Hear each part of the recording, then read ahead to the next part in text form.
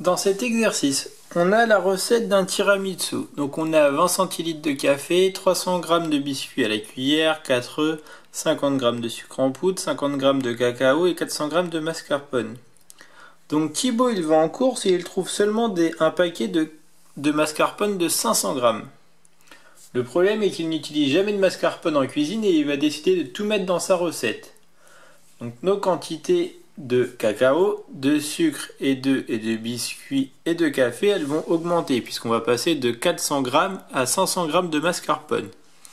Donc ici, on va devoir trouver le coefficient de proportionnalité pour passer de 400 g à 500 g et donc pouvoir augmenter toutes les quantités.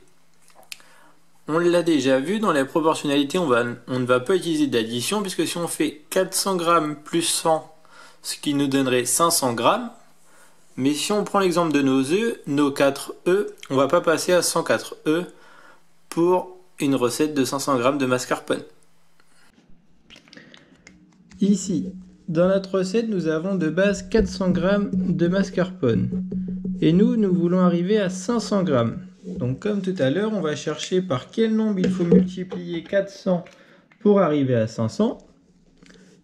Notre résultat de 500 va aller au numérateur et le nombre par lequel on multiplie 400 va au dénominateur. Et lorsqu'on fait 500 divisé par 400, le résultat nous donne 1,25. Donc 1,25 c'est notre coefficient de proportionnalité. C'est-à-dire que toutes les valeurs de notre recette, on va tout multiplier par 1,25. Fois 25, fois 25.